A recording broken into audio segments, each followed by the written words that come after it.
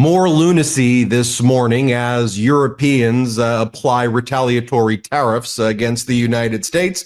The MAGA Republicans in the Senate and the House of Representatives are trying to just justify everything here is normal. This also as they gut the Department of Education, firing over half of their staff and doing it also so cruelly. They faked a security emergency to get people to evacuate the building so that once they were fired, they couldn't get back in. And Linda McMahon basically confirmed that on Fox, the new secretary of Education. It's just cruel. Talking about cruelty, take a look at MAGA Republican Senator Jim Banks when he's asked, the Department of Education, it's tasked with protecting disabled students in red states. Also, watch the response. The Department of Education is tasked with protecting disabled students across America. And Jamie Raskin, for example, is all out there saying, how are you going to defend this? So let me ask you. Well, I think it's simple. That will be done at the state level. A federal bureaucrat who's in Washington, D.C. can't protect schools and kids in Indiana. That has to be done at the local level. And that's why getting the federal government out of the way and letting schools take care of these issues with those tax dollars that will be spent, more tax dollars spent at the local level will help that happen in a much better way than anything that happens in Washington. Jim, they don't even know what the Department of Education is. The states do run their education, and the Department of Education helps with things like helping with disabled students and poor students in their red states. They're quite literally voting against their constituents. So then you have that combined with what Trump's Commerce Secretary Howard Lutnick then goes on and talks more this morning about conquering Canada. Here, play this clip.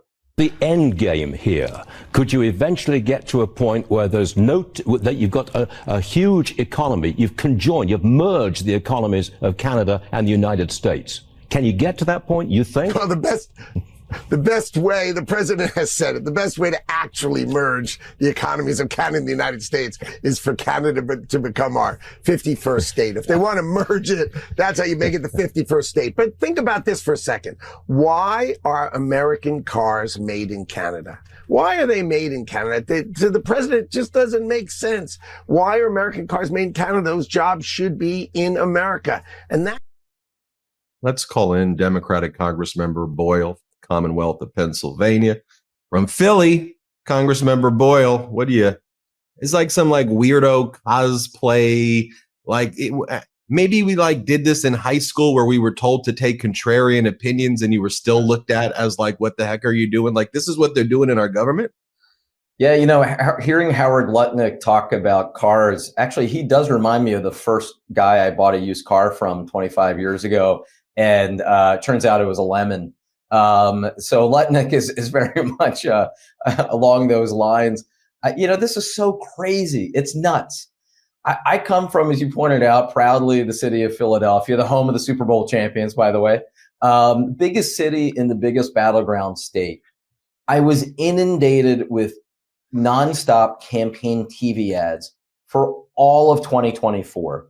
About 70% of them were about inflation and getting costs down. That's really more than any other issue what the campaign was about. It was the number one issue for voters. Trump ends up winning by 1.5 points, or as the other side likes to say, the greatest landslide since George Washington. As those of us who like math say, the second closest election in the last 50 years. And what does Trump do? Does he attempt to lower costs?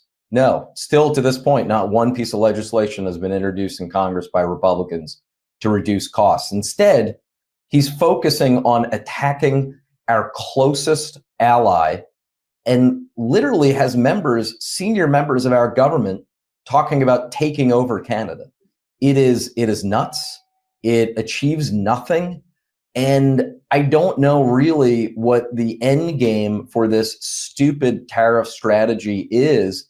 And I do fear things will get significantly more expensive for most Americans and Canadians before it ends. Even the Wall Street Journal opinion page today. How do you like the trade war now? Trump is furious that Canada won't take his tariffs lying down. And then you had that photo of Donald Trump and Elon Musk selling Teslas in front of the White House. I mean, what are your? I mean, Philly's tough. Philly's tough. I mean, your constituents have to look at show that photo one more time, Salty. I mean, if you go around like that in Philly, what are people saying there? As you pointed out, those of us from Philly are not exactly known for being shy or polite. So we'd have no problem letting Donald Trump know exactly what we think and feel. But I wish that all of this, that we could just laugh at it and it was a bad reality TV show.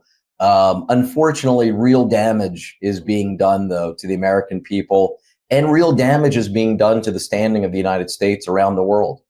If I had said 6 months ago to you that we would be in an all-out trade war with Canada, threatening to physically take it over, inspiring Canadians of all different political ideologies to boo the American national anthem, to see the approval rating of the United States in Canada now around the 10% level. We're polling about where China and Russia do in terms of what Canadians think of us. It's truly disastrous and tragic. When you hear a clip like I played at the outset of Senator Jim Banks of Indiana saying that we don't need the Department of Education, it doesn't matter what they do with disabled students, the states will just deal with it anyway. I mean, it fundamentally misunderstands the dynamic of the way education works. But you're someone who's always, from the day you arrived in Congress, you've been fighting for, the best education and to avoid cuts. And now you're seeing the entire Department of Education essentially get gutted. What's your response to all that? My wife is a public school teacher. She's an elementary school teacher, has been for 25 years. Very dedicated person who could be making a lot more money than she chooses to make, because she's so committed to what she does, teaching right now, teaching second grade kids. The war on education that we're seeing being waged by Donald Trump and Musk and the Musketeers, it is disgusting. And what Jim Banks wanted to confuse people about, the reality is most of the funding for K through 12 education in this country comes from the state and local level, and that's already where those decisions are made. Nonetheless, the federal Department of Education plays a crucial role in our overall education system, while still primarily most of the funding and the decisions are made at the state and local level, especially as it relates to higher education and student loans. So to see so many people committed to education, committed educators, literally thrown out of their offices and not allowed to come back in after years, sometimes decades of real service to our country, it just disgusts me. Let's talk about how, in addition to attacking education, seems that Doge and these MAGA Republicans and Trump are always attacking the most vulnerable, or the people who have also given the most to the country. I mean, they're attacking veterans, getting rid of 70,000 jobs at the VA, attacking the Social Security Administration, 7,000 jobs there, attacking over and over again Medicaid. What are you hearing from your constituents there? And, and again, that contrast, as people's 401ks and pensions are being destroyed, as people are being cruelly fired, Trump in front of the White House with Elon Musk selling Teslas and talking about buying fancy cars. Yeah, let's just be clear. What happened in the 2024 presidential election is perhaps the greatest con of Donald Trump's long career as a con man. And this was the con. He was able to convince a lot of working class people that he and his party were on their side. And then in office, what was his number one agenda item? His bill to extend the Trump tax cuts, most of which go to the top 1% of Americans. The majority of the money literally goes to billionaires. And it is funded, it is paid for by the largest cuts to Medicaid in American history. $880 billion worth of cuts to Medicaid. Now, Trump gets on TV and he lies about it. He lies as easily as he breathes. He said, oh, I promise to, in his words, love and cherish Medicaid. Well, anytime Donald Trump promises to love and cherish anything or anyone, you know that that commitment is about to be broken. And that is the reality of what they're pushing. We had that vote a couple weeks ago in the House. I hope that it gets more attention than I think it's currently getting with all of the madness that's going on. It shouldn't distract people from one of the most significant votes of my time in Congress, and that is the largest cuts to Medicaid in American history to pay for tax cuts for billionaires. That, in the end of the day, is what Donald Trump and the Republican Party is actually about. Let's talk about finally, what's the plan right now, though? I mean, obviously Democrats don't control the House, the Senate, or the executive branch, so you can't really set the committee agendas or issue subpoenas or whatever. But what are you doing to fight back right now? What are you doing in your district, and what are you urging others to do in this very difficult moment? Yeah, look, I think a lot of Democrats throughout the nation are frustrated and angry right now. I know I'm one of them. Because the reality is, while it was a very close election, the Republicans ended up winning the House and winning the Senate and have the White House.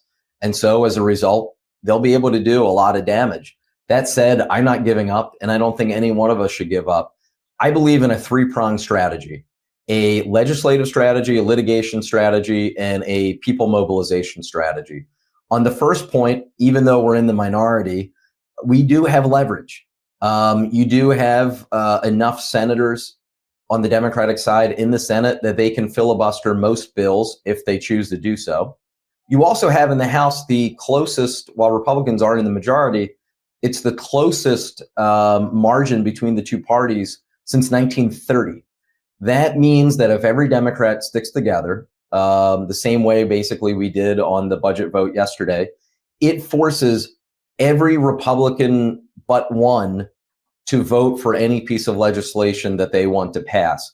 We have to make sure that we stay unified as House Democrats and continue to force Republicans to reach total unity for them to achieve anything, something that historically they've really had a tough time doing. Second, on the litigation front, we've already seen initial success in trying to block what Elon Musk and his Doge crew are doing. A lot of our outside groups have really been successful in courts, even, I have to say, with Republican appointed judges.